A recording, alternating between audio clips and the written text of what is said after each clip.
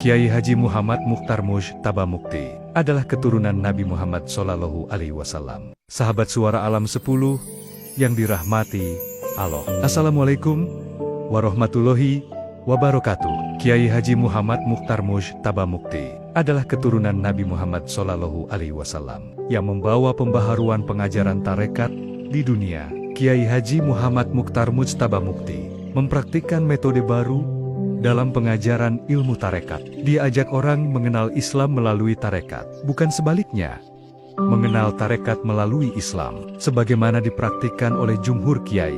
Metodenya berhasil, pengikutnya terus bertambah.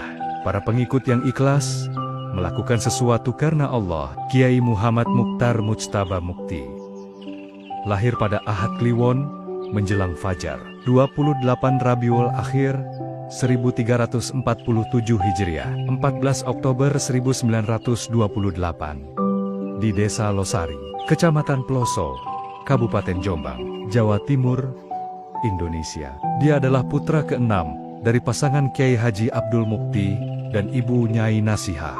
Jika merunut nasab kedua orang tuanya, ternyata ulama yang akrab disapa Kiai Tar itu masih keturunan Nabi Muhammad SAW. Dia termasuk Said. Ayahnya, Kiai Haji Abdul Mukti, adalah putra Kiai Haji Ahmad Syuhada. Sedangkan Kiai Syuhada merupakan cucu Sunan Kalijaga, yang otomatis juga masih keturunan Adipati Wilwatikta, Tuban, Raden Syahur. Raden Syahur adalah suami dari putri Raja Brawijaya V dari Majapahit. Raden Syahur sendiri merupakan keturunan Ibnu Abbas, paman Nabi Muhammad SAW. Sedangkan ibu Kiai Tar, Nyai Nasihah, adalah cucu Kiai Haji Ahmad Zamroji, yang merupakan keturunan Syarif Hidayatullah atau Sunan Gunung Jati.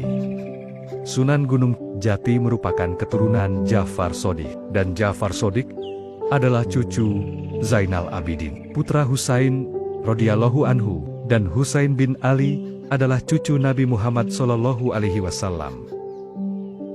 Bukan warisan. Kendati secara nasab Kiai Tar terhubung dengan Nabi Muhammad SAW, beliau memilih rendah hati, tak membangga-banggakan keturunan. Menurut Kiai Tar, yang dimaksud nasab itu tak hanya garis keturunan darah, ada nasab dari sabab, katanya, yaitu nasab dari keluarga Syekh Muhammad Mukhtar Mujtaba Mukti. Nasab itu muncul dari sebab seperjuangan, seiman, seagama, sekeyakinan, dan setarekat, bukan dari keturunan darah. Al-Kisah, sebagaimana dicatat dalam buku sejarah Thoriqoh Shidikiyah, fase pertama, kelahiran kembali Thoriqoh Shidikiyah, kelahiran Muhammad Mukhtar Mukti, disambut angin ribut yang melanda Desa Losari. Puluhan rumah hancur berantakan, puluhan orang meninggal, pohon tumbang. Sebuah gudang penyimpanan kayu di bagian utara Losari tak luput dari amukan angin. Bahkan, saking kuatnya empasan sang kayu, atap gudang itu terpelanting jauh hingga dekat Sungai Brantas, yang jaraknya kurang lebih 1,5 km dari gudang. Masyarakat menyebut kejadian tersebut sebagai prahoro, yang berarti keributan.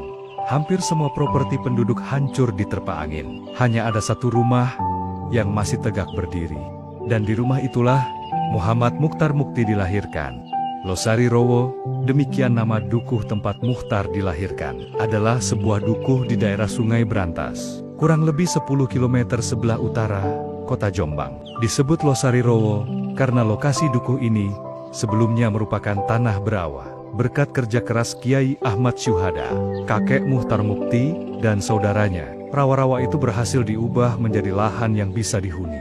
Selain disebut Losari Rowo, dukuh ini sering juga disebut Losari Pesantren. Nama pesantren ditambahkan karena lebih dari setengah abad sebelum kelahiran Mukhtar Mukti, Kiai Syuhada pernah mendirikan sebuah pesantren di situ, bernama Pesantren Kedung Turi. Kelahiran Mukhtar Mukti, konon, juga telah diprediksi sejak jauh hari oleh leluhurnya.